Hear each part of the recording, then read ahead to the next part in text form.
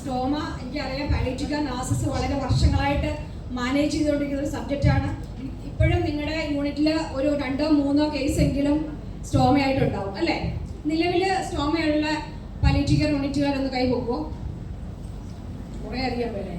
Okay, അപ്പോൾ സ്റ്റോമയെ പറ്റി നമുക്ക് മനസ്സിലാക്കുകയാണെങ്കിൽ, അപ്പോൾ എൻ്റെ ചെയറിന് വളരെ നന്ദി. കാരണം ഇവരെല്ലാം ഭയങ്കര എക്സ്പീരിയൻസ്ഡ് ആയിട്ടുള്ള, ഞാൻ ഭയങ്കര ജൂനിയറാണ്, പക്ഷേ ഇവർ ഭയങ്കര സീരിയസ് ആയിട്ടുള്ള സ്റ്റോമ മാനേജ് ചെയ്യുന്ന ആളുകളാണ്. അപ്പം എൻ്റെ ചെയറിനും എനിക്കും ഞാൻ എന്തെങ്കിലുമൊക്കെ വിട്ടുപോയിട്ടുണ്ടെങ്കിൽ അവരത് ആഡ് ചെയ്യുമെന്ന് ഞാൻ വിശ്വസിക്കുന്നു.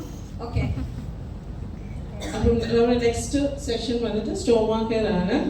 അപ്പം നിങ്ങൾക്ക് എല്ലാവർക്കും അറിയുന്ന ഒരാളാണ് ഷീബ മാത്യൂസ് എന്ന് എനിക്കും അറിയാം. എങ്കിലും 2000 തൊട്ടിട്ട് പാലിയേറ്റീവ് കെയറിൽ വർക്ക് ചെയ്യുന്നതാണ് Sheeba. Neighbourhood network in palliative കെയറും ഇന്ത്യൻ അസോസിയേഷൻ ഓഫ് പാലിയേറ്റീവ് കെയറും നാഷണൽ ഹെൽത്ത് മിഷനിലും ഇപ്പോഴും വളരെ സജീവമായി വർക്ക് ചെയ്യുന്നുണ്ട്. അതുകൂടാണ്ട് ഇപ്പം ട്രെയിനറാണ് അരികെ പാലിയേറ്റീവ് ഹോം കെയർ പ്രോഗ്രാംസിന്റെ IMA കൊച്ചിയിൽ. അപ്പൊ ഇവിടെ മിക്കവാറും ഇവിടെ ഇരിക്കുന്നവർക്ക് പലർക്കും ഉള്ള ഒരു ടീച്ചറാണ് ഷീബ എന്ന് എനിക്കറിയാം. ഞാനും കൂടി ഒരു സ്റ്റുഡൻ്റ് ആണ് ഷീബയുടെ കേട്ടോ. ഷീബ ഇങ്ങനെയൊക്കെ പറഞ്ഞാലും സ്റ്റോമ നമുക്ക് എല്ലാവർക്കും വളരെ അത്യാവശ്യമായിട്ടുള്ള, കാരണം ഈ വരുന്ന അടുത്ത കാലങ്ങളിൽ നമ്മൾ കണ്ടിരിക്കുന്ന കൂടുതലായിട്ടുള്ള പേഷ്യൻസ് എൻഡപ്പ് ചെയ്യുന്നത് സ്റ്റോമ കെയറിലാണ്. അപ്പോൾ പലതരം ഡീലിയോസ്റ്റോമി ആവാം, ട്രാൻസ്വേഴ്സ് കോളൻ്റെ ആവാം, ലൂപ്പ് കോളോസ്റ്റോമി ആവാം, അല്ലെങ്കിൽ സ്റ്റിഗ്മോയിഡ് കോളോസ്റ്റോമി ആവാം.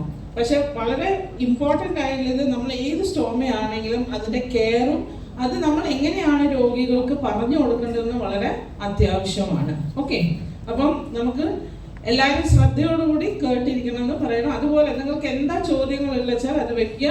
ലാസ്റ്റിൽ നമുക്ക് അതിനെ പറ്റിയിട്ട് ചർച്ച ചെയ്യാം.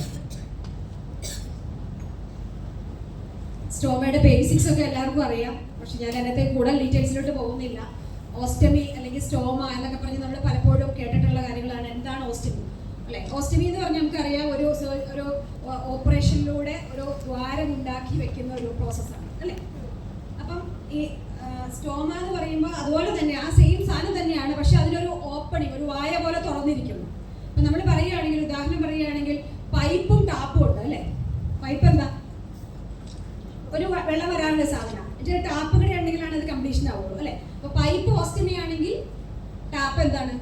സ്റ്റോമയാണ്. അത്രേ ഉള്ളൂ. സ്റ്റോമയും ഓസ്റ്റമിയും തമ്മിലുള്ളൊരു ഇത്. അപ്പോൾ സാധാരണ നമ്മൾ കുറേ സ്റ്റോമാസ് ഒക്കെ കാണാറുണ്ട് അല്ലേ? എന്തൊക്കെ സ്റ്റോമാസ് യൂഷ്വലി കാണുന്നത്? കോമൺ ആയിട്ടുള്ള സ്റ്റോമ ഏതാ?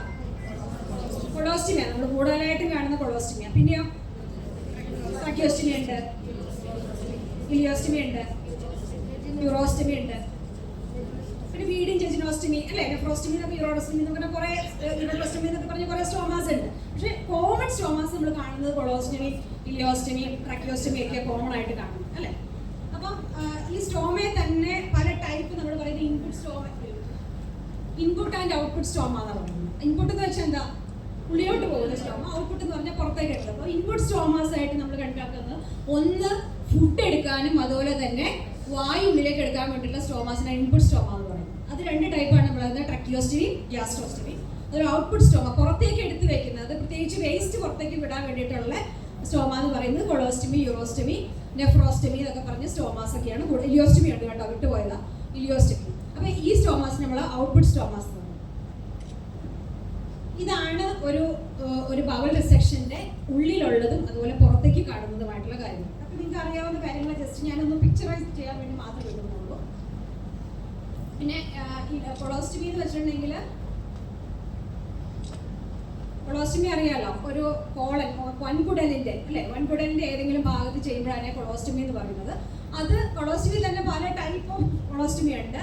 അതിൻ്റെ ഏത് സൈസ് എവിടെയാണ്, സൈറ്റ് എവിടെയാണ് ചെയ്യുന്നതനുസരിച്ചിട്ട് കൊളോസ്റ്റമിയുടെ പേര് മാറും. അതായത് ട്രാൻസ്വേഴ്സ് കൊളോസ്റ്റമി ആണോ, അതുപോലെ ഡിസെൻഡിങ് കൊളോസ്റ്റമി ആണോ, അതൊരു അസെൻഡിങ് കൊളോസ്റ്റമി ആണോ എന്നുള്ളത് അതിൻ്റെ ആ ഒരു സൈറ്റ് അനുസരിച്ചിട്ടാണ് ഡിസൈഡ് ചെയ്യുന്നത്. അതുപോലെ തന്നെ ഒരു സർജറിയുടെ ഒരു ഇതുണ്ട്, ലൂപ്പ് കൊളോസ്റ്റമി ഉണ്ട്, ഡബിൾ വാര കൊളോസ്റ്റമി എന്നൊക്കെ പറഞ്ഞിട്ടുള്ള സ്റ്റോമാസ് ഉണ്ട്. അപ്പോൾ അത് നമ്മൾ പക്ഷേ കാണുമ്പോൾ നമുക്ക് പുറത്തേക്ക് കാണുന്നത് ഈ ഒരു സ്റ്റോമ മാത്രമായിരിക്കും നമുക്ക് പുറത്തേക്ക് കാണുന്നത് അല്ലേ? അത് ചെയ്ത് സർജറി ഒക്കെ വായിച്ച് നോക്കുമ്പോഴാണെങ്കിൽ ലൂപ്പ് കൊളോസ്റ്റമി ആണോ അല്ലെങ്കിൽ ഡബിൾ വാര കൊളോസ്റ്റമി ആണോ, ഇതൊന്നും വലിയ ഇമ്പോർട്ടൻസ് അല്ല. അപ്പോൾ ഇതാണ് ഒരു കൊളോസ്റ്റമിയുടെ ഒരു ഇതുള്ളത്. പിന്നെ ഇലിയോസ്റ്റമി നമുക്കറിയാം, ചെറുകുടലിന്.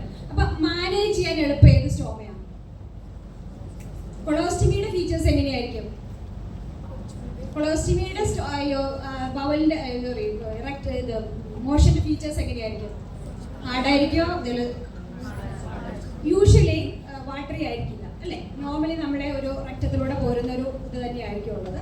പക്ഷെ ഇലിയോസ്റ്റമിയെ സംബന്ധിച്ച് ഇലിയോസ്റ്റമി കുറച്ചുകൂടെ വാട്ടറി ഇതായിരിക്കും. കാരണം വാട്ടർ അബ്സോർഷൻ നടക്കാതെ വൻകുടലിൽ വെച്ചാണ് വാട്ടർ അബ്സോർഷൻ നടക്കുന്നത്. പക്ഷെ അതുകൊണ്ട് തന്നെ ഇലിയോസ്റ്റമിയുടെ ഫിക്കൽ മാറ്റേഴ്സ് എപ്പോഴും വാട്ടറി ആയിട്ടായിരിക്കും. അതുപോലെ തന്നെ അത് നമ്മൾ വിചാരിക്കുന്ന പോലെ നമുക്ക് എപ്പോഴും ഒരു 3-4 സമയത്തൊന്നും ആയിരിക്കില്ല. ഫുഡ് കഴിക്കുന്നതനുസരിച്ചിട്ടും അതുപോലെ ഔട്ട്പുട്ട് അനുസരിച്ചിട്ടും കൂടുതലായിരിക്കും അല്ലേ?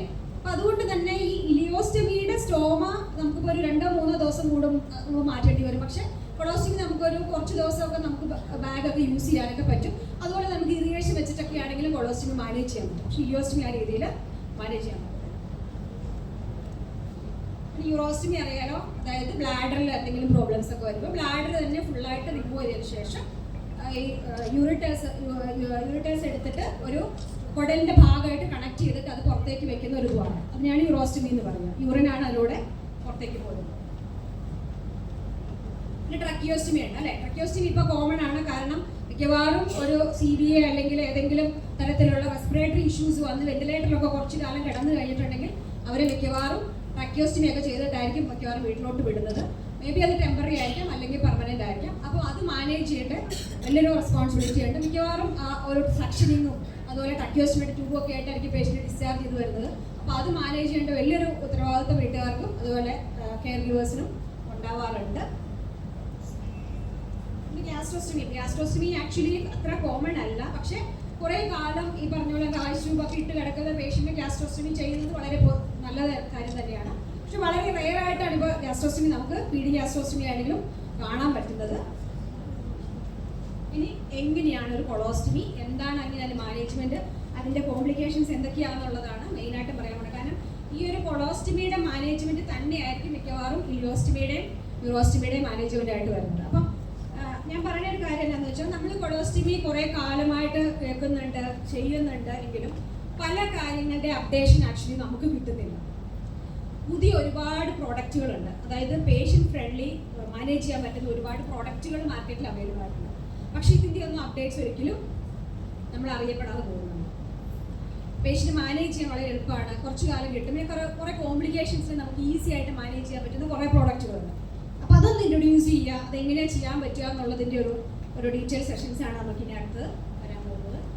അപ്പം നമുക്ക് ആദ്യം മനസ്സിലാക്കേണ്ടത് എന്താണ് ഒരു ഹെൽത്തി സ്റ്റോമ, എങ്ങനെയാണ് ഒരു ആരോഗ്യമുള്ള സ്റ്റോമ ഇരിക്കുന്നത്. അപ്പോൾ ഈ ഹെൽത്തി സ്റ്റോമയുടെ ഒരു ഇതെന്നാന്ന് വെച്ചാൽ ഹെൽത്തി സ്റ്റോമ മാനേജ് ചെയ്യാൻ കുറച്ച് എളുപ്പം. കാരണം ഇത് ഏറ്റവും കൂടുതൽ മാനേജ് ചെയ്യുന്ന ആരായിരിക്കും? രോഗി തന്നെയായിരിക്കും. കാരണം ആലോചിച്ച് നോക്കണം, ഒരു കൊളോസ്റ്റമിയോ അല്ലെങ്കിൽ ഒരു ഇലിയോസ്റ്റമി സർജറി ഒക്കെ ചെയ്യുക എന്ന് പറയുമ്പോൾ അവരുടെ ഇപ്പോൾ ഒരു കൊളന്റെ ഭാഗത്തൊരു തടസ്സം ഉണ്ടായിട്ടായിരിക്കും. ആ പേഷ്യന്റിനെ സംബന്ധിച്ച് അവരൊരു ബെഡിടാനൊന്നും ആയിരിക്കില്ല, അവർ ഹെൽത്തി ആയിരിക്കും. അല്ലെങ്കിൽ അവരുടെ ട്രീറ്റ്മെന്റിന്റെ ഭാഗമായിട്ട് അവരുടെ ചികിത്സയുടെ ഭാഗമായിട്ട് അവരെ സേവ് ചെയ്യാൻ വേണ്ടിയിട്ടായിരിക്കും അവർ ചെയ്യുന്നുണ്ടാവുക. ഒരു സിയർ റെക്റ്റം വന്നു, ആ പേഷ്യന്റ് റെക്റ്റം ചിലപ്പോൾ അങ്ങോട്ടേക്ക് ചെയ്യാതെ വെച്ചിട്ടുണ്ടാവും, അതൊരു ട്യൂമർ റിസെക്ഷൻ ചെയ്തിട്ടുണ്ടാവും. അപ്പോൾ ഈ പേഷ്യന്റിനെ സംബന്ധിച്ച് അവരുടെ ലൈഫ് കുറച്ച് ഭയങ്കര നീളമുള്ളതാണ് അല്ലേ, അവർക്ക് ഹെൽത്തി ആയിട്ട് നടക്കാൻ പറ്റും. അപ്പോൾ ഇത്തരം ആളുകൾക്ക് അവരുടെ ഒരു നോർമൽ പവലായിട്ട്, ഒരു മനുഷ്യന്റെ സാധാരണ ഒരു പവലായിട്ട് അവരെ മാനേജ് ചെയ്യാൻ പഠിപ്പിക്കുക എന്നുള്ളത് വലിയൊരു, അത് ചെയ്തു കഴിഞ്ഞാൽ പിന്നെ ആ രോഗിയുടെ ക്വാളിറ്റി ഓഫ് ലൈഫ് ഭയങ്കര നല്ലതായിരിക്കും. അവർക്ക് സ്വന്തം എല്ലാ കാര്യങ്ങളും ചെയ്യാൻ പറ്റും. അപ്പം നമ്മൾ കാണുന്ന ചില ഗ്രൂപ്പിലൊക്കെ ചെന്ന് കൊളോസ്റ്റമി ചെയ്ത ഒരാളാണ് അവർ ഇങ്ങോട്ട് പറയുമ്പോഴാണ് നമുക്ക് മനസ്സിലാവും കൊളോസ്റ്റമി ചെയ്ത ആളാണ്. കാരണം അത്ര ഹെൽത്തി ആയിട്ട് അവർക്ക് നടക്കാൻ പറ്റും. അപ്പം അത് നന്നായിട്ട് മാനേജ് ചെയ്ത് അവർക്ക് നല്ലൊരു കോൺഫിഡൻസ് ഉണ്ടാക്കി എടുത്തു കൊടുക്കുക എന്നുള്ള വലിയ റോളാണ് ആസ് എ നേഴ്സ് എന്നുള്ള രീതിയിൽ നമുക്ക് ചെയ്തു കൊടുക്കാൻ പറ്റും. അതിന് കുറച്ച് കാര്യങ്ങൾ നമ്മൾ അറിഞ്ഞാൽ മാത്രമേ അത് എങ്ങനെ ചെയ്യുന്നത്. അപ്പം ഒരു ഹെൽത്തി സ്റ്റോമയുടെ ക്യാരക്ടറിസ്റ്റിക്സ് ആണ് ഇതിനകത്ത് പറഞ്ഞിരിക്കുന്നത്. നമ്മൾ കാണുന്ന സ്റ്റോമയുടെ കളർ എങ്ങനെയായിരിക്കും?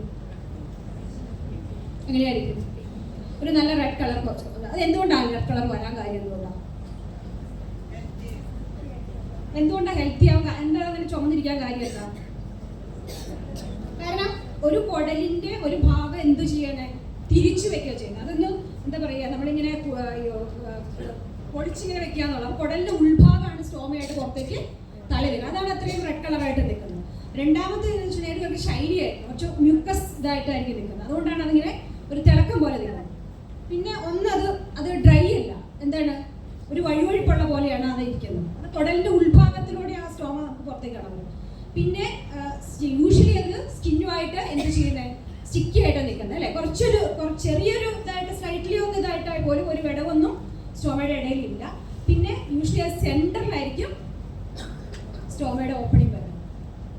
സെൻട്രൽ അല്ലാതെ സ്റ്റോമാസ് നമ്മൾ കാണാറുണ്ട് അല്ലേ.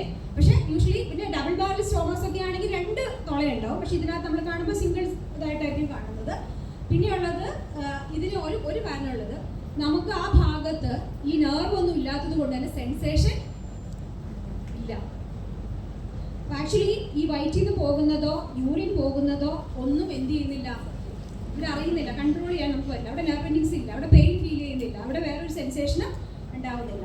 പിന്നെ പോകുന്നത് ആ സ്കിൻ എപ്പോഴും എന്തായിരിക്കും, ഹെൽത്തി ആയിട്ടായിരിക്കും.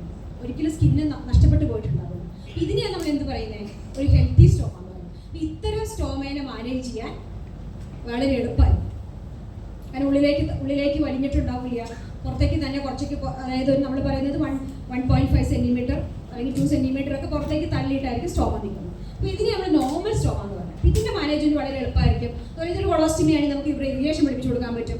അവർക്ക് ഇറിഗേഷൻ വഴി അവർക്ക് അവരുടെ ബവൽ കൺട്രോൾ നമുക്ക് ഇത് ചെയ്യാൻ പറ്റും. അങ്ങനെയുള്ള കുറേ കാര്യങ്ങൾ ഹെൽത്തി സ്റ്റോമയിൽ ചെയ്യാൻ പറ്റും. ഇനി ഒരു അബ്നോർമൽ സ്റ്റോമയുടെ ക്യാരക്ടറിസ്റ്റിക്സ്, എന്തുകൊണ്ട് അത് അബ്നോർമൽ ആയി പോകാൻ കാര്യം എന്നുള്ളത്.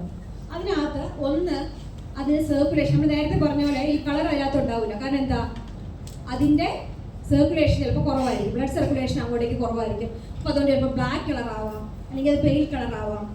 അങ്ങനെ ചിലപ്പോൾ അത് ഇൻഫെക്ഷൻ വന്നു കഴിഞ്ഞിട്ടുണ്ടെങ്കിൽ അതിനകത്ത് ഭയങ്കര ഹോട്ടായിട്ടുള്ള ഇതായിരിക്കും. അല്ലെങ്കിൽ കോൾഡ് ആണെങ്കിൽ നമ്മൾ പറയും അതിനകത്തേക്ക് സർക്കുലേഷൻ കുറവാണെന്ന് തന്നെ പറയാറുണ്ട്. പിന്നെ ഡ്രൈ ആയിട്ട്, നേരത്തെ പോലെ മോയിസ്റ്റ് ആയിരിക്കില്ല, അത് ഡ്രൈ ആയിട്ടുള്ളതായിരിക്കും. അതുപോലെ തന്നെ ഇറഗുലർ അഡ്ജസ്റ്റ് ആയിരിക്കും. നമ്മൾ നേരത്തെ പോലെ ഇരിക്കുന്ന ഇതായിരിക്കില്ല, ചിലപ്പോൾ ഒരു എന്താ പറയുക, ഒരു ലീനിയർ ഷേപ്പിലൊക്കെ ആയിരിക്കും ഈ സ്റ്റോമ ഇരിക്കുന്നുണ്ടാവുക. അതുപോലെ തന്നെ ചിലപ്പോൾ അത് ഉള്ളിലോട്ട് കുഴിഞ്ഞിട്ടായിരിക്കും, കുറേ ഉള്ളിലോട്ട് കുഴിഞ്ഞിട്ടായിരിക്കും ഉണ്ടാവുക, അല്ലെങ്കിൽ പുറത്തേക്ക് വല്ലാതെ തള്ളിയിട്ടായിരിക്കും ഉണ്ടാവുക. അപ്പം ഇത്തരം സ്റ്റോമയുടെ മാനേജ്മെന്റ് വളരെ കൃത്യമായിട്ട് പഠിപ്പിക്കേണ്ടതായിട്ടുണ്ട്. അത് മാത്രമല്ല, ഇങ്ങനെയുള്ള സ്റ്റോമേസിൽ കോംപ്ലിക്കേഷൻസും കൂടുതലായിരിക്കും. അപ്പം ആ ഒരു സ്റ്റോമയുടെ മാനേജ്മെന്റ് എങ്ങനെയാണ് മാനേജ് ചെയ്യുക, അപ്പം ഇതിനുള്ള പ്രോഡക്റ്റുകൾ ഏതൊക്കെയാണെന്ന് നമ്മൾ അറിഞ്ഞിരിക്കേണ്ടതായിട്ടുണ്ട്. ഇനി നമ്മൾ നേരത്തെ പറഞ്ഞ കാര്യം തന്നെയാണ്, എന്താണ് നോർമൽ സ്റ്റോമയുടെ ക്യാരക്ടറിസ്റ്റിക്സ് ആണ്. അതിനകത്ത് നമ്മൾ നേരത്തെ പറഞ്ഞു, നമുക്കൊരു വോളണ്ടറി കൺട്രോൾ ഉണ്ടാവില്ല. അപ്പോൾ യൂഷ്വലി നമ്മുടെ ബവൽ എന്ന് പറയുന്നത് നമുക്ക് കൺട്രോൾ ചെയ്യാൻ പറ്റും. നമുക്ക് ഫീലിംഗ് തോന്നിയിട്ടുണ്ടെങ്കിൽ പോലും നമുക്ക് കുറച്ച് നേരം ഒന്ന് എന്ത് ചെയ്യാൻ പറ്റും, കൺട്രോൾ ചെയ്യാൻ പറ്റും. പക്ഷേ ഈ ഒരു കൊളോസ്റ്റമിയോ അല്ലെങ്കിൽ ഇലിയോസ്റ്റമിയോ യൂറോസ്റ്റമിയോ ആണെങ്കിൽ കൺട്രോൾ ചെയ്യാൻ പറ്റുമോ?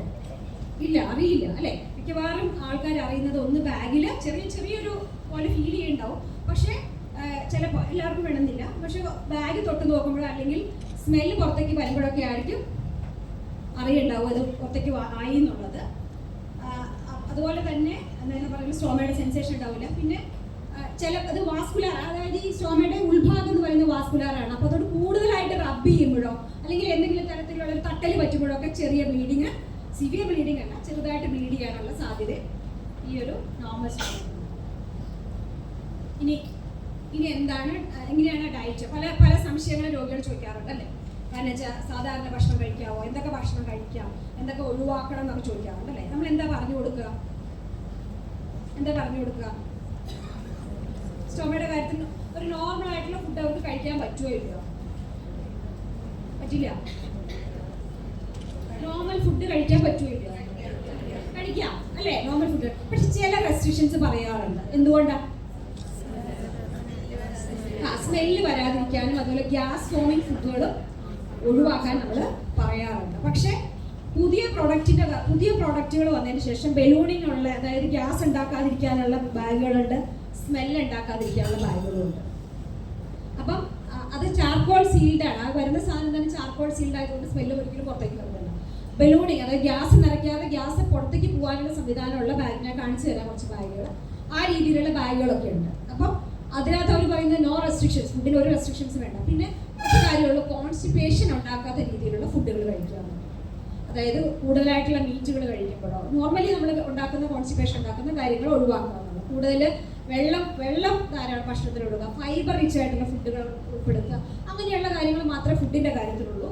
അതുപോലെ തന്നെ ഭക്ഷണം നന്നായിട്ട്, എസ്പെഷ്യലി ഇലിയോസ്റ്റമി പേഷ്യൻസിനോട് പറയുന്നത് ചവച്ചരച്ച് കഴിക്കണം. അതുപോലെ തന്നെ കടല പോലെയുള്ള സാധനങ്ങളൊക്കെ കഴിച്ചിട്ടുണ്ടെങ്കിൽ അത് ബ്ലോക്കേജ് ഉണ്ടാകും. പ്രത്യേകിച്ച് ഇലിയോസ്റ്റമിയിൽ ബ്ലോക്കേജ് ഉണ്ടാക്കി കഴിഞ്ഞാൽ പുറത്തേക്ക് ആ കടലയുടെ ഇത് വന്നിട്ട് തന്നെ ബ്ലോക്ക് വന്നിട്ട് പുറത്തേക്ക് പോകത്തില്ല. അപ്പം അങ്ങനെയുള്ള സാധനങ്ങൾ നമ്മൾ എപ്പോഴും നന്നായിട്ട് ചവച്ചരച്ചതിന് ശേഷം മാത്രം കഴിക്കാൻ പറഞ്ഞു കൊടുക്കുക. പിന്നെയുള്ളത് പിന്നെ നമ്മൾ പറയുന്നത് നോർമൽ സാധനങ്ങൾ തന്നെ അവർക്ക് ചെയ്യാം, നോർമൽ കാര്യങ്ങൾ ചെയ്യാം. വെള്ളം ധാരാളം കുടിക്കുക. ഡയറ്റിൻ്റെ കാര്യത്തിൽ ഈ റെസ്ട്രിക്ഷൻ മാത്രമേ നമ്മൾ പറയാറുള്ളൂ, അല്ലാതെ കൂടുതൽ കഴിക്കണ്ടെന്നൊന്നും പറയേണ്ട ആവശ്യമില്ല.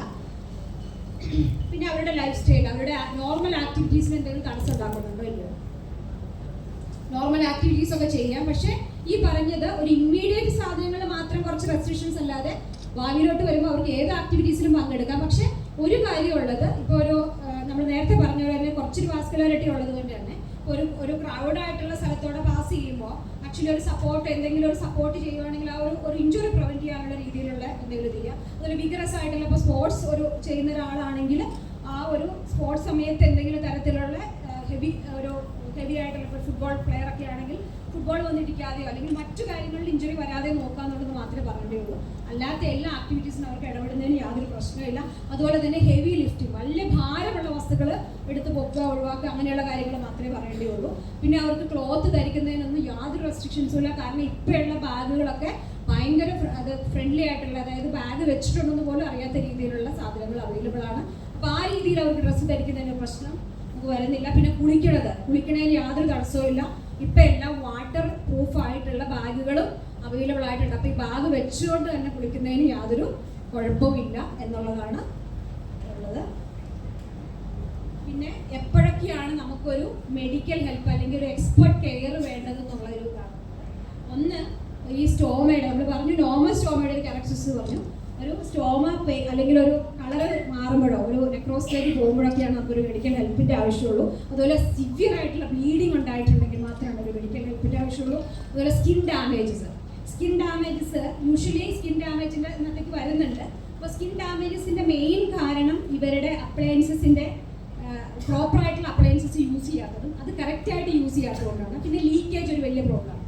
അതായത് ഉപയോഗിക്കുന്ന സാധനം, ഇപ്പോൾ ഉപയോഗിക്കുന്ന ഏത് പ്രോഡക്റ്റ് ആണെങ്കിലും അത് ലീക്ക് ഉണ്ടായിട്ടുണ്ടെങ്കിൽ അത് ആ സറൗണ്ടിങ് സ്കിന്നിൽ ഇരുന്നിട്ടാണ് വീണ്ടും അത് ആ സ്കിൻ എക്സ്പോറിയേഷൻ വരുന്നത്. അപ്പോൾ അത് തടയാൻ വേണ്ടി ലീക്കേജ് ഇല്ലാത്ത രീതിയിലുള്ള അപ്ലയൻസസ് അവർക്ക് യൂസ് ചെയ്യാൻ പറഞ്ഞു കൊടുക്കുക. പിന്നെ ഒന്നും വരാതിരിക്കുമ്പോൾ, അതിലൂടെ കുറച്ച് ദിവസമായിട്ട് ഒന്നും വരുന്നില്ല, അത് ഒബ്സ്ട്രക്ഷൻ എന്തോ ആയിട്ടുണ്ട്, അങ്ങനെ എന്തെങ്കിലും ഒരു എമർജൻസി വരുമ്പോഴോ അതുപോലെ തന്നെ ഇൻഫെക്ഷൻ്റെ എന്തെങ്കിലും സിംറ്റംസ് ഒക്കെ വരുമ്പോഴാണ് ഒരു മെഡിക്കൽ ഹെൽപ്പിൻ്റെ ആവശ്യമുള്ളൂ. അല്ലാത്ത ഏതൊരു കാര്യത്തിനും നമുക്ക് ഈ പറഞ്ഞ അവർക്ക് മാനേജ് ചെയ്യാൻ പറ്റുന്ന രീതിയിൽ അല്ലെങ്കിൽ നമ്മൾക്ക് അത് അസസ് ചെയ്ത് പറഞ്ഞു കൊടുക്കാൻ പറ്റുന്ന രീതിയിലുള്ളത് മാത്രമേ അതിനകത്ത് ഉണ്ടാവുള്ളൂ. പിന്നെ എങ്ങനെയൊക്കെയാണെന്നുള്ളത് ഏറ്റവും പ്രധാനം കെയറിൻ്റെ കാര്യത്തിൽ എപ്പോഴും രോഗിയെ തന്നെ പഠിപ്പിച്ചു കൊടുക്കുക എന്നുള്ളത്. അതിനൊരു കാരണം എന്ന് വെച്ചാൽ നമ്മുടെ ഈ വേസ്റ്റ് എന്ന് പറയും, നമ്മുടെ ശരീരത്തിലെ വേസ്റ്റ് എന്ന് പറഞ്ഞാൽ നമുക്ക് ഒരിക്കലും അറപ്പില്ല. നമ്മുടെ മൂത്രം അല്ലെങ്കിൽ മലം എന്ന് പറയുന്നത് നമുക്ക് അറപ്പുണ്ടാകും. പക്ഷെ അത് മറ്റൊരാൾ ചെയ്യുമ്പോൾ മറ്റൊരാൾക്ക് അതൊരു ബുദ്ധിമുട്ടുണ്ടാകും. ഇപ്പോൾ ഒരു മകനാണെങ്കിൽ അല്ലെങ്കിൽ മകളാണെങ്കിൽ അല്ലെങ്കിൽ ഭാര്യയാണെങ്കിൽ പോലും അദ്ദേഹത്തിൻ്റെ വേസ്റ്റ് എടുക്കുക അല്ലെങ്കിൽ കളയുക എന്നൊക്കെ പറയുമ്പോൾ സ്വാഭാവികമായിട്ടും ഇവർക്ക് അറപ്പുണ്ടാകും. അപ്പോൾ എപ്പോഴും അവർക്ക് ചെയ്യാൻ പറ്റുന്ന ഒരു രീതിയിലേക്ക് അവരെ കേപ്പബിൾ ആക്കി എടുക്കുക എന്നുള്ളതാണ് ഏറ്റവും ഇതായിട്ടുള്ളത്. അതുകൊണ്ട് എപ്പോഴും പേഷ്യൻറ്റിനെ കെയറിൻ്റെ കാര്യത്തിൽ അവർ ഇൻവോൾവ് ചെയ്യുക. ഇനി പേഷ്യൻ്റ് ഒരു ബെഡ്രിഡൻ കേസ് ആണെങ്കിൽ മാത്രമാണ് അവരുടെ കെയർ ഗീവറിനെ നമ്മൾ ട്രെയിൻ ചെയ്യേണ്ട ആവശ്യമുള്ളൂ, അല്ലെങ്കിൽ ഇവരെ തന്നെ പഠിക്കും. പിന്നെ ഇനിഷ്യലി ഇത് ചിലപ്പോൾ രോഗികൾക്ക് ബുദ്ധിമുട്ടുണ്ടാകും. ആദ്യമായിട്ട് ചെയ്യുമ്പോൾ അവർക്ക് പേടി കാര്യങ്ങളൊക്കെ ഉണ്ടാവും. അതിന് കുറച്ച് സപ്പോർട്ട് നമ്മളായിട്ടോ അല്ലെങ്കിൽ അവരുടെ കെയർ ഗീവറായിട്ടോ സപ്പോർട്ട് ചെയ്ത് കൊടുക്കുക. അപ്പോൾ അത് വെച്ചിട്ട്, കാരണം ഏത് സമയത്ത് വേണമെങ്കിലും ലീക്ക് ഉണ്ടാവും. രാത്രി ലീക്ക് ഉണ്ടായാൽ അപ്പം വീണ്ടും ഒരു ഹോസ്പിറ്റലിലോട്ട് കൊണ്ടുപോകാനൊക്കെ ബുദ്ധിമുട്ടായിരിക്കും. അതുപോലെ തന്നെ ഒരു നഴ്സിനെ വിളിക്കാൻ ഇപ്പോൾ ഈ ഒരു ലീക്കേജ് കൊണ്ട് തന്നെ പിറ്റേ ദിവസം വരെ ഉറങ്ങാതിരുന്നിട്ടുള്ള രോഗികളുടെ അനുഭവങ്ങൾ വരെയുണ്ട്. അപ്പോൾ അതുകൊണ്ട് ഏറ്റവും ബേസിക് ട്രെയിനർ എന്ന് പറയുന്നത് രോഗിയോ അല്ലെങ്കിൽ രോഗിയുടെ കെയർ ഗീവറോ ആയിരിക്കും. പിന്നെയുള്ളത് അവരുടെ ഇമോഷണൽ സാധനങ്ങൾ. അപ്പോൾ നമുക്കറിയാം, നമ്മുടെയൊക്കെ അറിയാം, നമ്മുടെ ഒരു ചെറുപ്പം മുതൽ നമ്മുടെ ഒരു പവൽ ഹാബിറ്റ് എന്ന് പറയുന്നത് നമ്മളൊരു 3 to 4 years നമ്മൾ ഉണ്ടാക്കിയെടുക്കുന്നത് അല്ലേ. ഒരു 3-4 വയസ്സായി കഴിഞ്ഞാൽ അവർ സ്വന്തമായിട്ട് മൂത്രമൊഴിക്കുകയും അതുപോലെ തന്നെ അതിൻ്റെ കെയർ കുറച്ചുകൂടെ പ്രായമായി കഴിയുമ്പോൾ അത് സ്വന്തം ചെയ്തു പോരുന്ന സാധനം. ഇത് നമ്മൾ ഏറ്റവും പ്രൈവസി ആയിട്ട് ചെയ്യുന്നൊരു കാര്യമാണ് അല്ലേ. ആരും കാണാതെ ഒരു പ്രൈവസി ആയിട്ടൊക്കെ ചെയ്യുന്നൊരു കാര്യമാണ്. അപ്പം പെട്ടെന്നൊരു സാഹചര്യത്തിലോട്ട് ഇതൊരു കാണുന്ന സ്ഥലത്തേക്ക് എടുത്തു വെക്കുക, അല്ലെങ്കിൽ അത് മറ്റുള്ളവർക്ക് മണം ഉണ്ടാക്കുന്നുള്ളവരുടെ ഒരു കോംപ്ലക്സ് അങ്ങനെ ഉണ്ടാവുക എന്നൊക്കെ പറയുമ്പോൾ സ്വാഭാവികമായിട്ടും അതുമായിട്ട് പൊരുത്തപ്പെടാൻ കുറച്ച് സമയമെടുക്കും. അപ്പം ആ ഒരു പൊരുത്തപ്പെടലിന് സമയം കൊടുക്കും. മാത്രമല്ല നമുക്ക് പല ആക്ടിവിറ്റീസിലും അവരെ ഇൻവോൾവ് ചെയ്യാൻ പറ്റും. അപ്പം ചില സ്ഥലങ്ങളിലൊക്കെ എനിക്കറിയില്ല, ഇവിടുത്തെ അറിയില്ല, ഇങ്ങനെയുള്ള രോഗികളുടെ കൂട്ടായ്മകൾ നടത്താറുണ്ട്. അത് അവർക്ക് ഭയങ്കര കോൺഫിഡൻസ് ഉണ്ടാകാറുണ്ട്.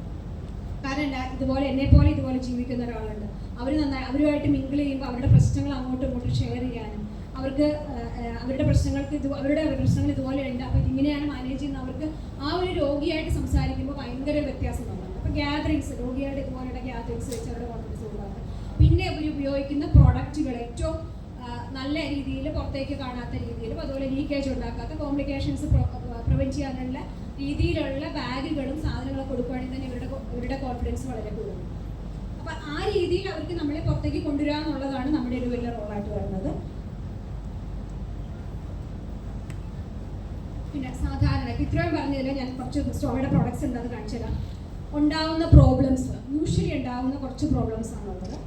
അപ്പം ഇതിനകത്ത് ഏറ്റവും കൂടുതൽ ഉണ്ടാവുന്നത് ഒരു പ്രശ്നമാണ് പെരിസ്കോമൽ സ്കിൻ ഇറിറ്റേഷൻസ്. നിങ്ങൾ കണ്ടിട്ടുണ്ടാവുമായിരിക്കും, ഒരു പ്രോഡക്റ്റ് ഒട്ടിച്ചു കഴിഞ്ഞ് നമ്മൾ എടുക്കാൻ ചെല്ലുമ്പം ആ ചുറ്റുപാടുള്ള സ്കിന്നിൻ്റെ അവസ്ഥ അല്ലേ, എല്ലാവർക്കും ഉണ്ടാവാറുണ്ടാവും.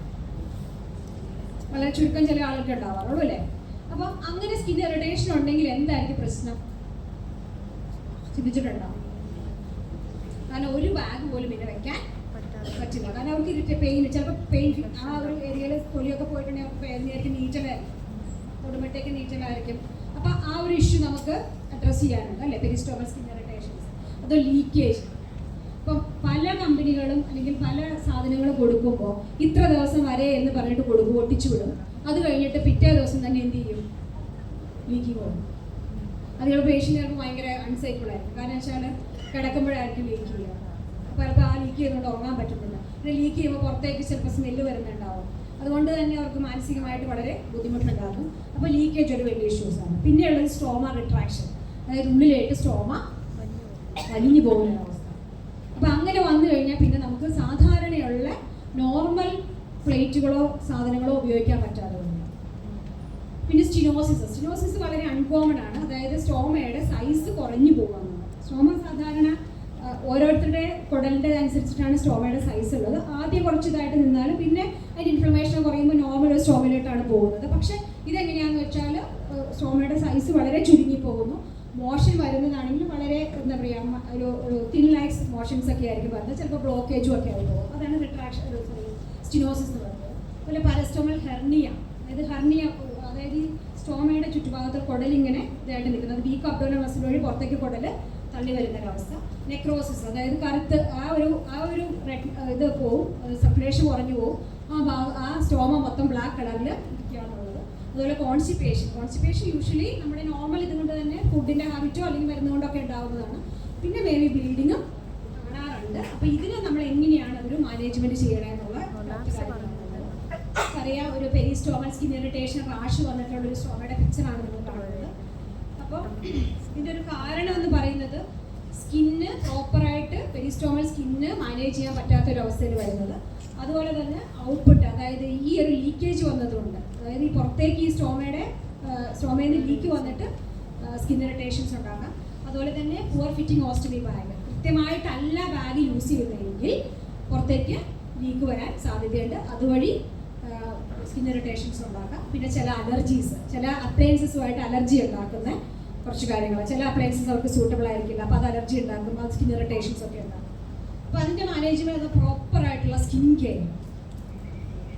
യൂഷ്വലി നനച്ച് കുളിക്കുന്നതുകൊണ്ട് കുഴപ്പമുണ്ടോ ഇല്ലയോ? സ്റ്റോമ നനയ്ക്കാവോ ഇല്ലയോ? നമ്മൾ പറയുന്നത് നോർമലി നമ്മുടെ ഒരു ഏനസ് എങ്ങനെയാണോ കൈകാര്യം ചെയ്യുന്ന ആ രീതിയിൽ തന്നെ നമ്മൾ ഈ സ്റ്റോമയുടെ സ്കിന്ന് കൈകാര്യം ചെയ്യും.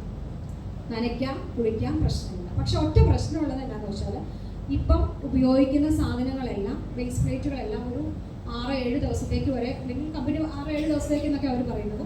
അപ്പോൾ അത്രയും ദിവസത്തേക്കൊക്കെ ഉപയോഗിക്കുന്ന സാധനങ്ങൾ നനച്ചു കഴിഞ്ഞാൽ അതിൻ്റെ പശ പോയി കഴിഞ്ഞാൽ വിട്ടുപോകും. അപ്പോൾ അതുകൊണ്ടാണ് ആ സ്റ്റോമ നനയ്ക്കരുത്. പക്ഷേ സ്റ്റോമ ഒരു ബാഗ് മാറ്റുന്ന ദിവസം അവർക്ക് അത് മാറ്റി കുളിക്കുന്നതുകൊണ്ട് പ്രശ്നമില്ല. അപ്പോൾ പ്രോപ്പറായിട്ട് സ്കിൻ ചെയ്യുക.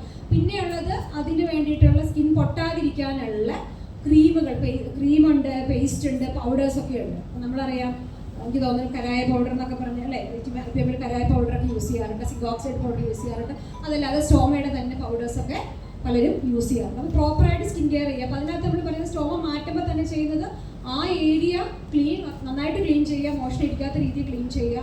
സോപ്പും വെള്ളം ഉപയോഗിച്ചിട്ട് വേണമെങ്കിൽ ക്ലീൻ ചെയ്യാം, പക്ഷേ മൈൽഡ് സോപ്പുകൾ മാത്രമേ യൂസ് ചെയ്യാറുള്ളൂ. മൈൽഡ് സോപ്പ് ഉപയോഗിച്ച് ക്ലീൻ ചെയ്തതിന് ശേഷം ഒന്ന് ഡ്രൈ ആയതിനു ശേഷം അതിൻ്റെ ക്രീമുകൾ, അതായത് ബാരിയർ ക്രീമുകളുണ്ട്, സ്കിൻ ബാരിയർ ക്രീം, സ്കിൻ പൊട്ടാതിരിക്കാനുള്ള ക്രീമുണ്ട്, അത് അപ്ലൈ ചെയ്യുക. ഒരു 5 മിനിറ്റ് വെയിറ്റ് ചെയ്യുക.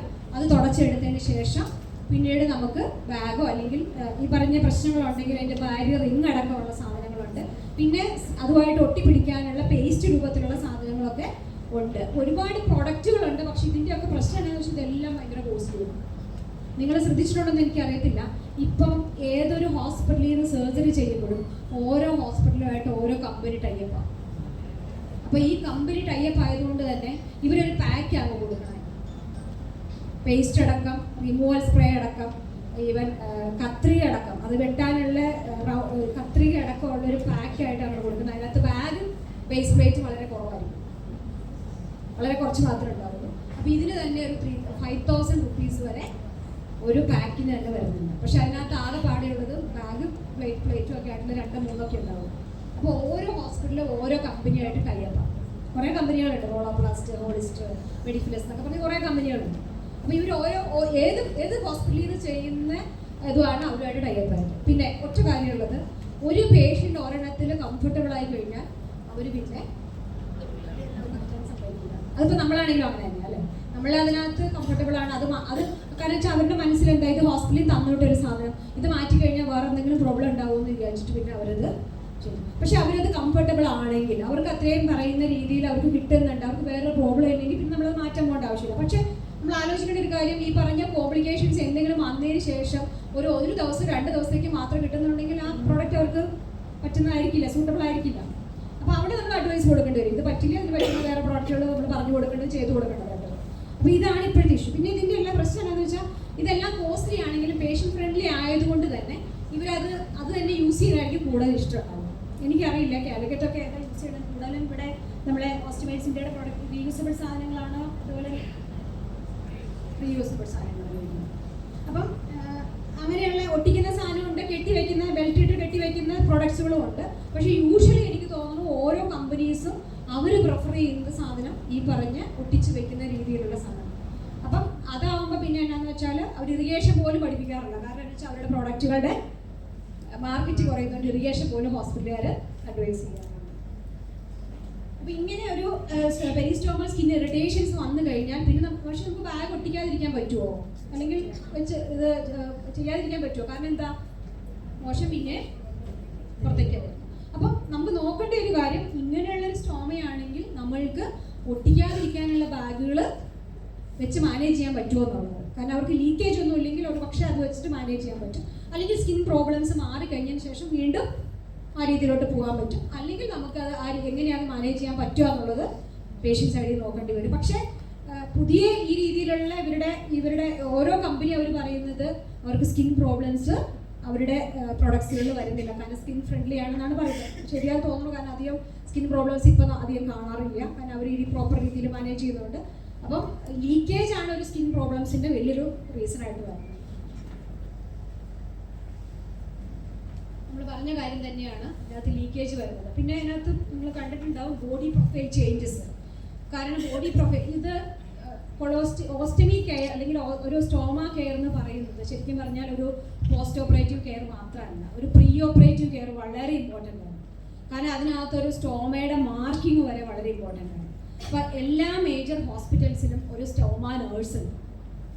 ഈ സ്റ്റോമ നേഴ്സിൻ്റെ അടുത്ത് അല്ലെങ്കിൽ ആ ഒരു ടീമാണ് എവിടെയാണ് ഒരു സ്റ്റോമയുടെ സൈറ്റ് ഉണ്ടാകേണ്ടത്. ആ സ്റ്റോമയുടെ സൈറ്റ് ഉണ്ടാക്കി കഴിഞ്ഞാൽ അപ്പോൾ അതിനകത്ത് കുറേ കാര്യങ്ങൾ ബോഡി പ്രൊഫൈൽ നോക്കാറുണ്ട്. ഒന്ന് ബെൻഡിങ് ലൈൻ ആണോ, അല്ലെങ്കിൽ ഫോൾഡുകളുള്ള സ്ഥലമാണോ, അത് ഒഴിവാക്കിയിട്ടൊക്കെയാണ് ചെയ്യുന്നത്. അത് അവർ ഇരുത്തിയും കിടത്തിയൊക്കെ നിർത്തിയൊക്കെ നോക്കിയിട്ടാണ് അവർ സൈറ്റ് 2-3 സൈറ്റ് അവർ മാർക്ക് ചെയ്ത് കൊടുക്കും. ആ 2-3 സൈറ്റ് മാർക്ക് ചെയ്തിട്ട് സർജൻ ആ സൈറ്റിലാണ് സർജറി. അപ്പോൾ ഇതിൻ്റെ ഒരു കൂട്ടായ ഒരു സാധനം ഉണ്ടെങ്കിൽ മാത്രമാണ് ഈ പേഷ്യൻറ്റിൻ്റെ ഫോളോ അപ്പ് കെയറിലോട്ട് വരാൻ പറ്റുള്ളൂ. അപ്പോൾ പ്രീ ഓപ്പറേറ്റീവ് കൗൺസിലിങ്ങും പ്രീ ഓപ്പറേറ്റീവായിട്ട് സൈറ്റ് മാർക്ക് ചെയ്യുക അങ്ങനെയുള്ള കാര്യങ്ങൾക്കൊക്കെ വളരെ ഇമ്പോർട്ടൻ്റ് ആണ്. പക്ഷെ അത് നമ്മുടെ കയ്യിൽ ഒരിക്കലും വരാറില്ല. നമ്മൾക്ക് കാണുന്നത് ഒന്നും അല്ലെങ്കിൽ പോസ്റ്റ് ഓപ്പറേറ്റീവായിട്ടോ അല്ലെങ്കിൽ ഒരു കോംപ്ലിക്കേഷൻസ് ഒക്കെ വന്നു കഴിയുമ്പോഴാണ് യൂഷ്വലി നമ്മുടെ ഫീൽഡിൽ ഈ ഒരു ഇഷ്യൂ കാണുന്നത്. അപ്പം അതിന് വളരെ ഇമ്പോർട്ടൻ്റ് ബോഡി പ്രൊഫൈലിനകത്ത് ഇപ്പോൾ ചിലതുണ്ടാവും ഉള്ളിലേക്ക് വലിഞ്ഞിരിക്കുന്ന സ്റ്റോമ ഉണ്ടാവും, പുറത്തേക്ക് തള്ളിയിരിക്കുന്ന സ്റ്റോമ ഉണ്ടാവും, അതുപോലെ തന്നെ ഷേപ്പിൽ വ്യത്യാസമുള്ള ഇറഗുലർ ഷേപ്പായിട്ടുള്ള സ്റ്റോമ ഉണ്ടാവും, പെൻഡിങ് ലൈനിലായിരിക്കും, അതുപോലെ ഫോൾഡുകൾ ഉണ്ടാവും, ചിലപ്പോൾ ചില സ്കാറിലായിരിക്കും സർജറി ചെയ്തിട്ടുണ്ടാവുക. അങ്ങനെയൊക്കെ വന്നിട്ടുണ്ടെങ്കിൽ പിന്നെ നമുക്ക് ബാഗുകളിൽ വെക്കുമ്പോൾ അല്ലെങ്കിൽ എങ്ങനെ മാനേജ് ചെയ്യാമെന്നുള്ളത് വളരെ ബുദ്ധിമുട്ടുള്ളൊരു കാര്യമാണ്. പിന്നെ ലാക്ക് ഓഫ് ടൈമിൽ എംറ്റിങ് ബാഗ്. യൂഷ്വലി നമ്മൾ എപ്പോൾ ബാഗ് എംറ്റി ചെയ്യണമെന്നാണ് പറയുക? എപ്പോഴാണ് ബാഗ് എംറ്റി ചെയ്യാൻ പറയുന്നത്? ബാഗ് ഒരു മുക്കാൽ ഭാഗമാകുമ്പോഴത്തേക്ക് ബാഗ് കളയണമെന്ന് പറയാറുണ്ട്. കാരണം അത് ഫുള്ളായിട്ട് കൊണ്ടുവരുന്നുണ്ടെങ്കിൽ ബാഗിൻ്റെ വെയിറ്റേജ് വന്നിട്ട് ചിലപ്പോൾ ഈ ഒരു പൊട്ടിച്ചതൊക്കെ പറഞ്ഞു പോകാൻ സാധ്യതയുണ്ട്. അപ്പോൾ ബാഗ് തന്നെ ഇപ്പോൾ സ്മോൾ സൈസാണ്, ആ സൈസിനനുസരിച്ചിട്ട് ഒരു മുക്കാൽ ഫുള്ളായിട്ട് നിറയണതിന് മുമ്പായിട്ടത് മാറ്റുക. ഒരു 1/3 അല്ലെങ്കിൽ 2/3 ആകുമ്പോഴത്തേക്ക് അത് മാറ്റി കളയുക. അല്ലെങ്കിൽ ചിലരുണ്ട് അത് വന്ന് ഫീൽ ചെയ്യുമ്പോഴത്തേക്ക് അത് കുറഞ്ഞു. കാരണം ഇപ്പോഴുള്ള ബാഗുകളെല്ലാം ഞാൻ കാണിച്ചു തരാം കുറച്ച് പ്രോഡക്റ്റുകൾ.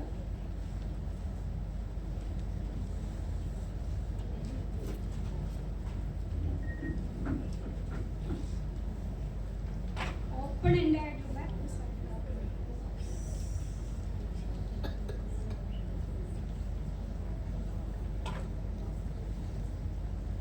ഇതിനകത്തിൻ്റെ ബാഗ് തന്നെ പല ടൈപ്പ് ഉണ്ട്. ഇത് ഒരു സിംഗിൾ പീസ് ബാഗാണ്, അതായത് ഇതിനകത്ത് സെപ്പറേഷൻ ഇല്ല. ബേസ് പ്ലേറ്റും അതുപോലെ തന്നെ ബാഗുകളുടെ കണക്റ്റഡ് ആയിട്ടുള്ള സിംഗിൾ പീസ് ഉണ്ട്.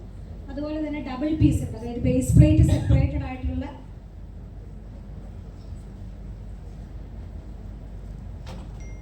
ഇത് രണ്ടും രണ്ടായിട്ട് കാണുന്ന ബേസ് ഇതുണ്ട്. അത് രണ്ട്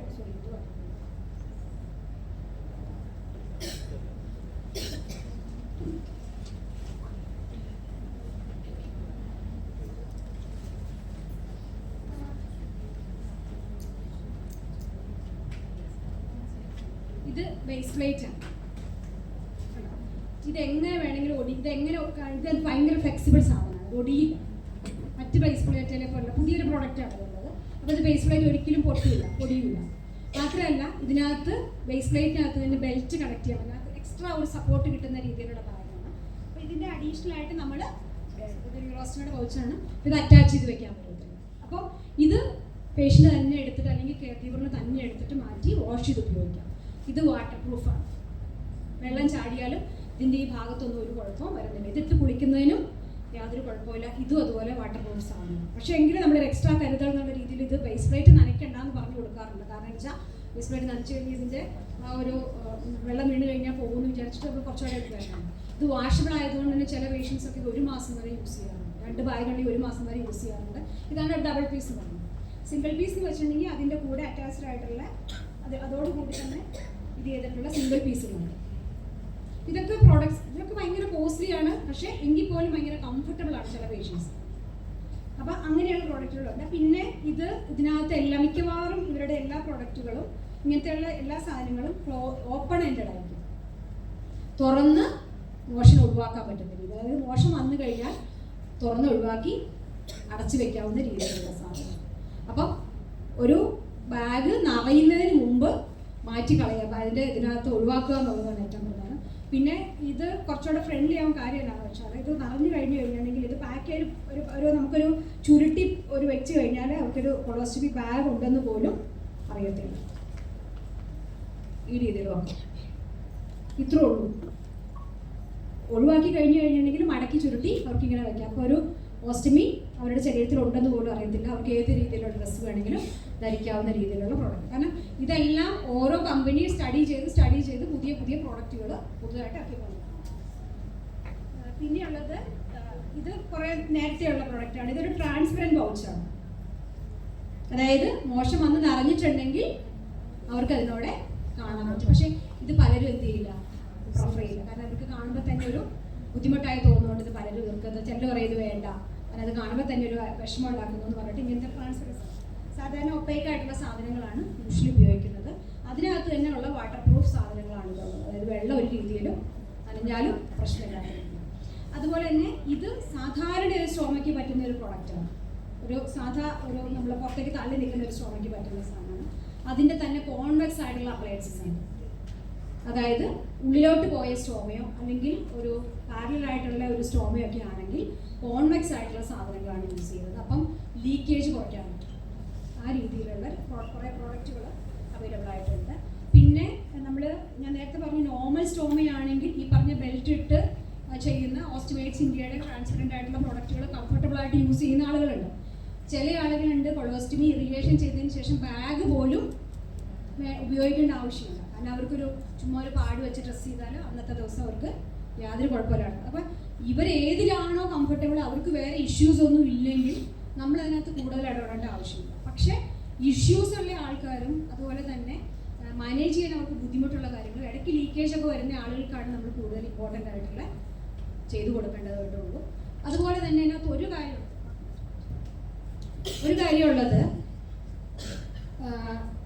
ഇവർക്ക് കൃത്യമായിട്ട് ഇവർക്ക് മാനേജ്മെന്റ് ചെയ്യാമെങ്കിൽ ഇവർ തന്നെ ശരിക്കും പറഞ്ഞ ഒരു ട്രെയിനറാണ്. ഇവർക്ക് തന്നെ പല ഗ്രൂപ്പിലും ഇപ്പം നമുക്കുണ്ട് ഒരു ഓസ്റ്റമിയുടെ ഒരു പയ്യനുണ്ട്, അവൻ തന്നെ ശരിക്കും പറഞ്ഞാൽ ഇലിയോസ്റ്റമി ചെയ്തൊരു ആളാണ്. അപ്പോൾ അവനാണ് സത്യം പറഞ്ഞാൽ അതിൻ്റെ ഒരു ട്രെയിനിങ് ആയിട്ട് അവൻ ചെയ്തു കൊടുക്കുന്നത്.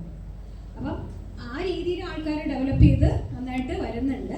അപ്പം ഈ അപ്ഡേറ്റ്സുകൾ, ഈ ബാഗുകളുടെ അപ്ഡേറ്റ്സും കാര്യങ്ങളും നമ്മൾ ജസ്റ്റ് അറിഞ്ഞാൽ മാത്രമാണ് നമുക്കത് അവർക്ക് പ്രിഫർ ചെയ്യാൻ പറ്റുള്ളൂ. അപ്പോൾ അതിനകത്ത് നമ്മൾ പറയുന്ന ഒരു കോസ്റ്റ് ഒരു വലിയൊരു റീസൺ ആണെങ്കിൽ പോലും ഒരു 2 ദിവസം ഒരു പ്രോഡക്റ്റ് 2 ദിവസം ഉപയോഗിക്കുന്നു, 2 ദിവസം കഴിഞ്ഞ് ലീക്കായി പോകുന്നു. പക്ഷേ വേറൊരു പ്രൊഡക്റ്റ് കുറച്ചുകൂടെ വിലയുള്ള സാധനം ഒരു 2 ആഴ്ച കിട്ടുന്നുണ്ടെങ്കിൽ ബെനിഫിറ്റ് ഏതിന് തന്നെയാണ്? കൂടുതൽ ലൈഫ് കിട്ടുന്ന പ്രൊഡക്റ്റിന് തന്നെയാണ് നമ്മൾ ബെനിഫിറ്റ് കൊടുക്കുന്നത്.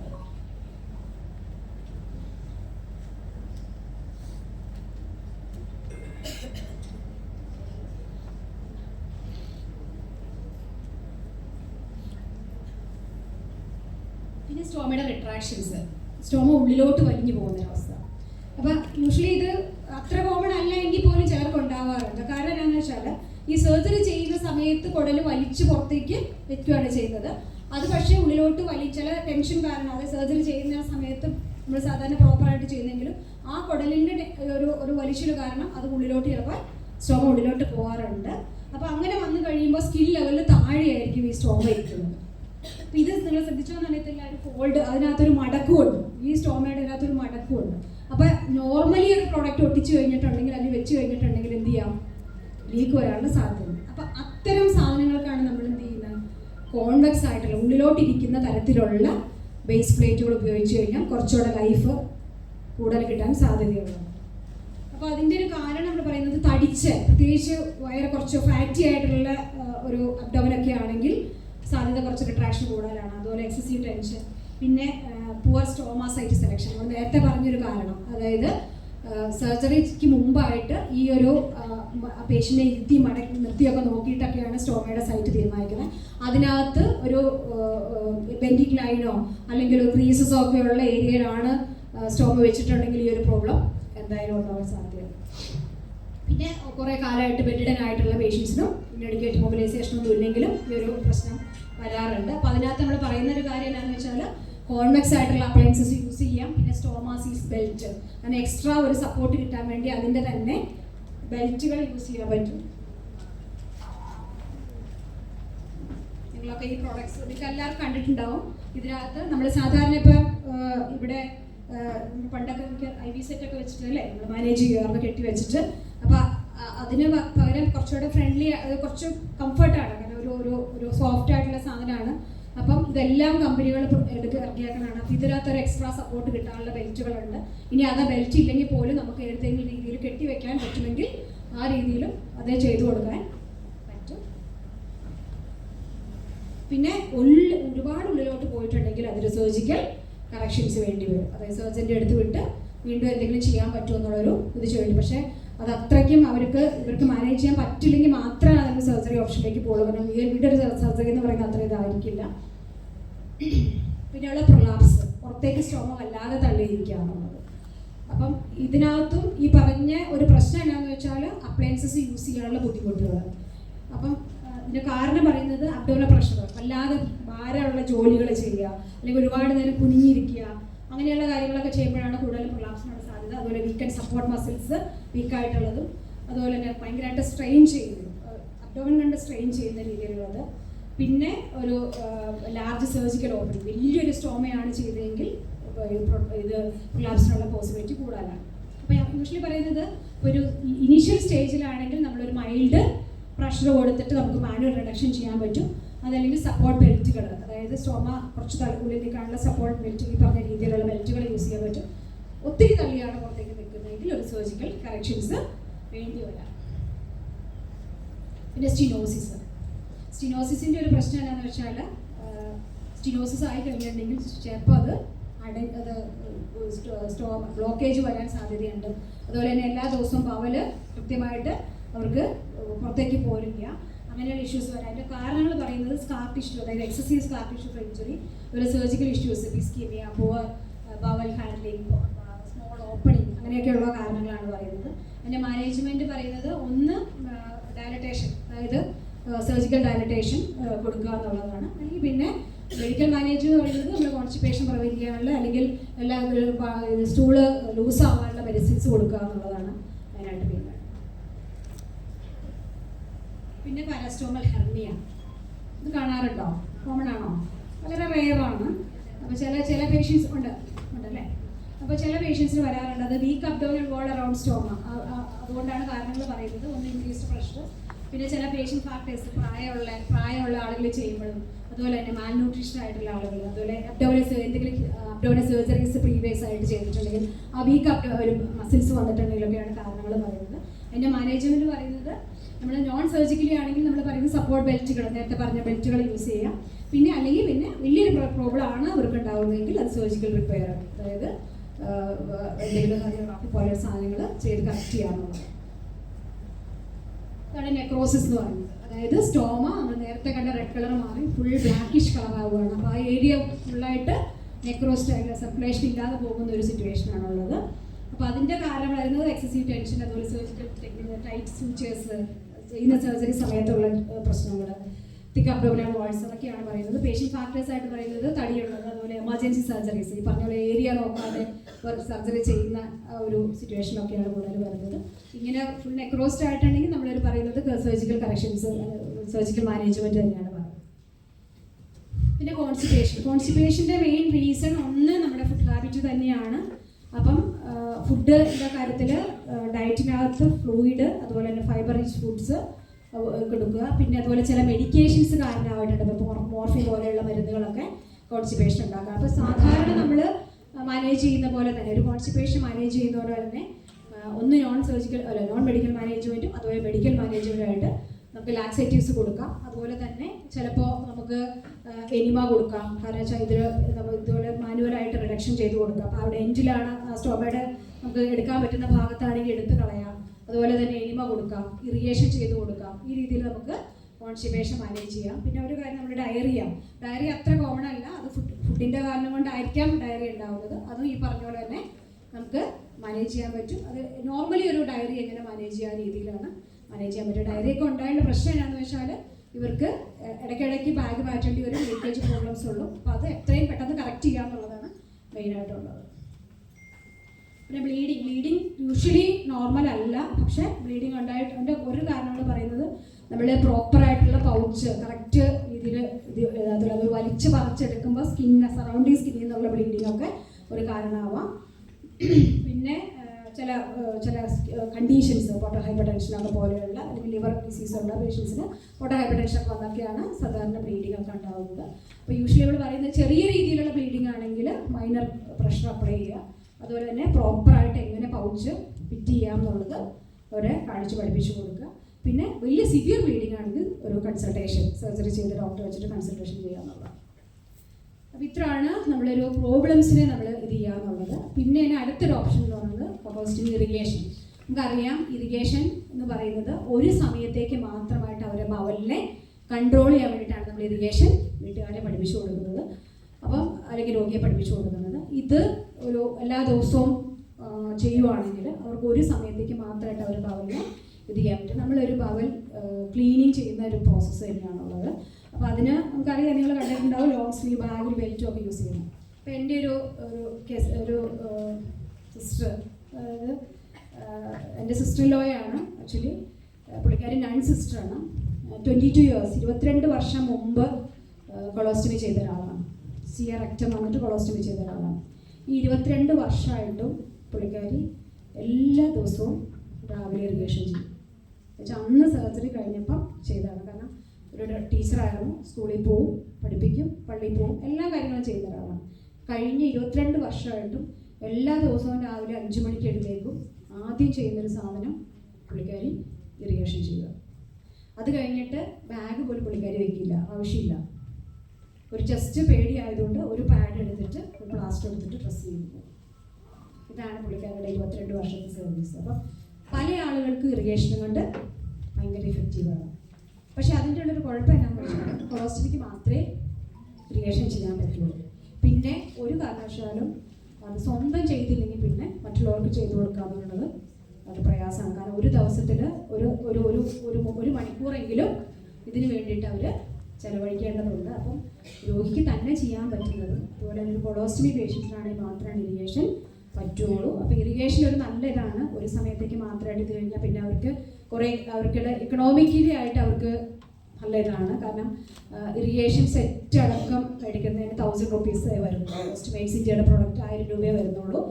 അതിനകത്ത് ഒരു 2 ഇറിഗേറ്ററും ഉണ്ടാവും. ഒരു 5 വേറെ 10 ബാഗ് ഉണ്ടാകും. അപ്പോൾ 5 ബാഗുള്ള ഒരു പാക്കേജാണ്. അപ്പോൾ അത് ഒരു പ്രാവശ്യം വാങ്ങി കഴിഞ്ഞാൽ തന്നെ ഒരു 6-8 മാസം വരെയൊക്കെ ഓരോരുത്തർ യൂസ് ചെയ്യുന്നുണ്ട്. കണ്ടിട്ടുണ്ടാവും ഇറിഗേറ്റർ അല്ലേ? ഇത് ഇറിഗേറ്ററാണ്. ഇതിനകത്ത് 2 ലിറ്റർ വരെ 2 ലിറ്റർ വരെ വെള്ളം നിറയ്ക്കാം. 2 ലിറ്റർ വെള്ളം നിറച്ച് കഴിഞ്ഞതിന് ശേഷം അതിനൊപ്പം തന്നെ ലോങ് സ്ലീവ് ആയിട്ടുള്ള ബാഗുണ്ട്. ഈ ബാഗ് വിത്ത് ബെൽറ്റോ അല്ലെങ്കിൽ ഒരു ടൈയോ കൂട്ടിയിട്ട് കെട്ടിവെച്ചതിന് ശേഷം ഇതിൻ്റെ ഫടലെടുത്ത് ജെല്ലിയോ അല്ലെങ്കിൽ എന്തെങ്കിലും വെളിച്ചെണ്ണ ആക്കിയതിന് ശേഷം സ്റ്റോവിലോട്ട് വയ്ക്കാം. വെച്ച് കഴിഞ്ഞ് ഫുള്ളായിട്ട് കയറിയതിന് ശേഷം അത് മാറ്റിയിട്ട് കഴിഞ്ഞിട്ടുണ്ടെങ്കിൽ ഫുള്ളായിട്ട് അതിൻ്റെ മ്യൂക്കസ്, അതായത് മുഴുവനായിട്ട് മോശം പോകുന്നതിന് മ്യൂക്കസ് വരെ വരുന്നത് വരെ അത് വെയിറ്റ് ചെയ്യുക. അത് കഴിഞ്ഞ് കഴിഞ്ഞാൽ പിന്നെ സാധാരണ രോഗിക്ക് കുളിച്ച് തിരിച്ച് പോരാ. പിന്നെ അന്നത്തെ ദിവസം തന്നെ ഉണ്ടാവില്ല. പക്ഷെ ആദ്യമായിട്ട് തുടങ്ങുമ്പോൾ ചിലപ്പോൾ ഒരു 1-2 പ്രാവശ്യം വരെയൊക്കെ പോകാം. പക്ഷെ പിന്നീട് അത് എല്ലാ ദിവസവും ചെയ്ത് കഴിയുമ്പോൾ അത് പക്ഷേ ഒരു സമയത്തേക്ക് മാത്രമായിട്ട് ചെയ്യാം. പക്ഷെ ഇത് ചിലർക്കൊരു ഗുണം കിട്ടണമെന്ന് വെച്ചിട്ടുണ്ടെങ്കിൽ കുറച്ച് അടുപ്പിച്ച് ചെയ്ത് കഴിഞ്ഞിട്ടുണ്ടെങ്കിൽ ചിലപ്പോൾ ഇറിഗേഷൻ ചിലപ്പോൾ ആവശ്യമില്ലാതെ തന്നെ ആ ഒരു സമയത്തേക്ക് ചെയ്യാറുണ്ട്. യൂഷ്വലി നമ്മൾ പറയുന്നത് സർജറി കഴിഞ്ഞിട്ട് ഒരു 3 weeks കഴിഞ്ഞ് സ്റ്റാർട്ട് ചെയ്യാം. പക്ഷെ ഒരു ഡോക്ടറും ഒരു ആൾക്കാർ പോലും ഈ ഇറിഗേഷനെ പ്രോത്സാഹിപ്പിക്കാറില്ല. അപ്പം ഞങ്ങൾ നോക്കിയിട്ട് ഒരു കാരണം നോക്കിയിട്ട് ഇറിഗേഷനെ എല്ലാവരും പ്രോത്സാഹിപ്പിച്ച് കഴിഞ്ഞിട്ടുണ്ടെങ്കിൽ ഇവരുടെ പ്രോഡക്ട്സുകൾ ചിലവാകുന്നില്ല. ഇപ്പോൾ ഡോക്ടറോട് ചോദിക്കുമ്പോൾ ഡോക്ടർ പറയണത് അത് വേണ്ട, സർജറി ചെയ്ത ഡോക്ടർ അത് വേണ്ട, അത് കുഴപ്പമില്ല, അത് പോയാൽ മതി, അങ്ങനെ പറയാറുണ്ട്. പക്ഷേ നമ്മൾ ഇവരെ ആ ഒരു കോൺഫിഡൻസിലേക്ക് ഇവരെ മാറ്റിയെടുക്കുക എന്നുള്ളതാണ് ഉള്ളത്. അപ്പോൾ ബെനിഫിറ്റ്സ് പറഞ്ഞു കൊടുക്കുക. ബെനിഫിറ്റ്സ് പറഞ്ഞുകൊണ്ട് ചെയ്ത് നോക്കാം, വേറെ പ്രശ്നങ്ങളൊന്നും വരത്തില്ല. അപ്പോൾ നമ്മളൊരു ക്ലീൻ ചെയ്തു എന്ന് വെച്ചാൽ ഇപ്പോൾ എനിക്കൊരു പേഷ്യൻ്റ് ഉണ്ട്, ഇപ്പോൾ ഞങ്ങൾക്കൊരു പേഷ്യൻ്റ് ഉണ്ട്. ആക്ച്വലി ആ സ്ത്രീ ഒരു 83 years ഓൾഡ് ഏജിയാണ്. ആ പുള്ളിക്കാരിക്ക് സാധാരണ ഉപയോഗിക്കുന്ന ഇങ്ങനത്തെ പൗച്ചാണ്, നമ്മൾ ഇങ്ങനത്തെ പൗച്ചുകളാണ് യൂസ് ചെയ്യുന്നത്. ഇതിലൂടെ നമ്മൾ ഒരാഴ്ച വരെ ഈ ബേസ് പ്ലേറ്റ് അവർക്ക് കിട്ടുന്നുണ്ട്. ഇതിലൂടെയാണ് ഞങ്ങൾ ഇറിഗേഷൻ കൊടുക്കുന്നത്. അപ്പോൾ പ്രശ്നം ചോദിച്ച് വന്നപ്പോൾ ആ ലേഡിക്ക് മാറ്റാൻ ഉറപ്പാണ്. അതായത് ഈ മോഷൻ വന്ന് നിറഞ്ഞു കഴിഞ്ഞ് മാറ്റുക എന്നുള്ളത്. അപ്പം ഇത് വേണ്ട, എന്തിനാ ഇറിഗേഷൻ ചെയ്യുന്നത്, അപ്പോൾ അതിൻ്റെ ആവശ്യമില്ലല്ലോ, അത് മാറ്റിയാൽ പോരെന്ന് ചോദിച്ചപ്പോൾ അവർ സമ്മതിക്കില്ല. മകൻ മാറ്റി കൊടുക്കണം അല്ലെങ്കിൽ മകൾ മാറ്റി കൊടുക്കണം എന്നൊക്കെ പറഞ്ഞു. അപ്പോൾ ഇറിഗേഷൻ എല്ലാ ദിവസവും നമ്മളൊരാൾ പോയി ചെയ്തു കൊടുക്കണം, വീട്ടിലാരും ചെയ്യില്ല.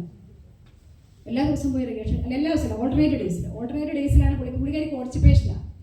ഓൾട്ടർനേറ്റ് ഡേയ്സിൽ പോയി പിന്നെ ഇറിഗേഷൻ ചെയ്ത് കൊടുക്കും. അപ്പോൾ ബൗലും എല്ലാം മുഴുവനായിട്ട് പോവും. പിന്നീട് പുള്ളി പ്രശ്നമില്ല, അപ്പോൾ ബാഗിലൊന്നും വരില്ല. അതാണ് അവസ്ഥ.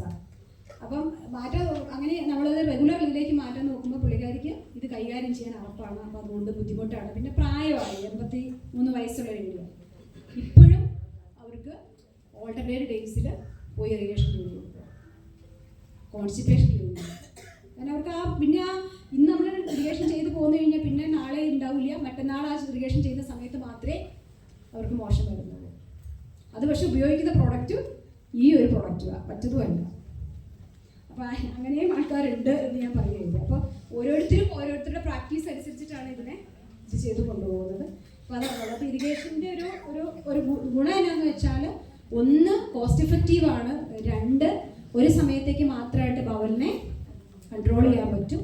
അത് സ്വന്തമായിട്ട് അവർക്ക് ചെയ്യാൻ പറ്റും. ഇവരുടെ കോൺഫിഡൻസ് ലെവല് കൂട്ടാൻ പറ്റും, പുറത്തേക്ക് ഇറങ്ങി നടക്കാം, പേടിക്കാതെ നടക്കാം. അപ്പോൾ ഇത് പക്ഷേ ഒറ്റ ദിവസം കൊണ്ട് സാധിക്കില്ല. ഒരു കുറച്ച് ദിവസം അവരെ പ്രാക്ടീസ് ചെയ്യിപ്പിച്ചെടുക്കുക എന്നുള്ളതാണ്. അതിനുള്ള കോൺഫിഡൻസ് നമ്മൾ ചെയ്തു കൊടുക്കുക, അവരെ പഠിപ്പിച്ചു കൊടുക്കുക. ചിലപ്പോൾ ആ ദിവസം ചില ചെയ്തു കൊടുക്കേണ്ടതായിട്ട് വരും നമ്മൾ ചെന്ന്. അത് കഴിയുമ്പോൾ അവരെ കൊണ്ട് സ്വയമായിട്ട് ചെയ്യിപ്പിച്ച് എടുക്കുക എന്നുള്ളതാണ്. സ്പീഡിലൂടെയാണ്. പിന്നെ നമ്മൾ പറയുന്നൊരു കാര്യം എന്ന് വെച്ചാൽ ഒരു യൂഷ്വലി നമ്മൾ പറയുന്നത് മോർണിംഗ് ടൈമാണ് ഏറ്റവും ബെസ്റ്റ്.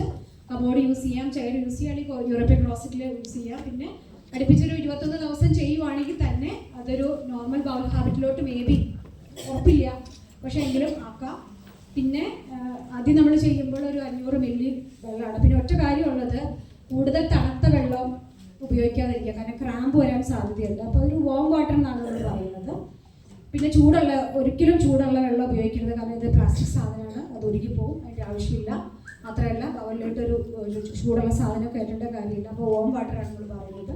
പിന്നെ നമ്മൾ സാധാരണ ഉപയോഗിക്കുന്ന IV സെറ്റിൽ IV ഉപയോഗിക്കുന്ന പോലെ തന്നെ എക്സ്പെൽ ഏരിയ, ബാഗ് ഫിക്സ് ബെൽറ്റോട് കൂടി ലോങ് സ്ലീവ് ബാഗ് ഫിറ്റ് ചെയ്യുക. അതുപോലെ തന്നെ ലോവർ അതിൻ്റെ ഒരു ഓപ്പൺ എൻഡ് ക്ലോസറ്റിലോട്ടോ അല്ലെങ്കിൽ ബക്കറ്റിലോട്ടോ വെക്കുക എന്നുള്ളതാണ്. പിന്നെ നമ്മൾ ആദ്യം തന്നെ ചെയ്യുന്നതിന് മുമ്പ് ഇനി എന്തെങ്കിലും ബ്ലോക്കേജ് ഉണ്ടാകാതിരിക്കാൻ വേണ്ടി ജസ്റ്റ് അവിടെ ഒന്ന് എന്തെങ്കിലും ഉണ്ടോ, അടഞ്ഞിരിപ്പുണ്ടോ, കോൺസ്റ്റിപ്പേഷൻ എന്തെങ്കിലും ഉണ്ടോ എന്നുള്ളത് ഒന്ന് ഒരു PRA പോലെ ചെയ്ത് നോക്കാം. പിന്നെ അത് കഴിഞ്ഞിട്ട് ഫുള്ളായിട്ട് അത് കടത്തി വിടാം. പേഷ്യൻ്റ് ഫീലിംഗ് ബുദ്ധിമുട്ടൊന്നുമില്ലെങ്കിൽ ഫുള്ളായിട്ട് എമൗണ്ട് കയറ്റാം. ചിലതൊക്കെ 1 ലിറ്ററിൽ ചെയ്യാറുണ്ട്, 1.5 ലിറ്ററിൽ ചെയ്യാറുണ്ട്. അപ്പോൾ അതിനകത്ത് ക്ലീൻ ആവുകയാണെങ്കിൽ പിന്നെ അവർക്ക് പ്രോബ്ലം ഇല്ല.